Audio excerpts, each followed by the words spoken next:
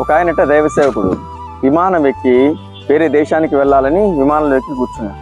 అతను ఎప్పట్లాగే విమానం ఎక్కిన తర్వాత కూర్చొని మౌనంగా ప్రార్థన చేస్తూ ఉన్నాడు. అందరూ ఏవేవో మాట్లాడుకుంటున్నారు, వాళ్ళతో ఏ సంబంధం లేకుండా ఆయన మౌనంగా ప్రార్థన చేస్తూ ఉంటే ప్రభు ఆయనకు ఒక మాట చెప్తా ఉన్నాడు. ఒక రక్తం చూపిస్తూ ఉన్నాడు. ఆ రక్తం చూపించిన తర్వాత వెంటనే ఈ ఫ్లైట్ దిగి వెళ్ళిపో, ఈ ఫ్లైట్ ప్రమాదంలో పడబోతా ఉందని చెప్పాడు.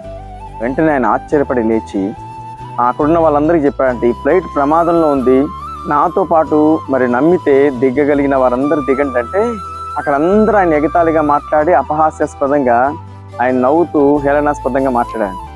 ఆయనతో పాటు ఒక్కరు కూడా దిగలేదంట. నీకు పిచ్చి పట్టిందా? ఈ ఫ్లైట్ ప్రమాదంలో ఉండడం ఏంటి?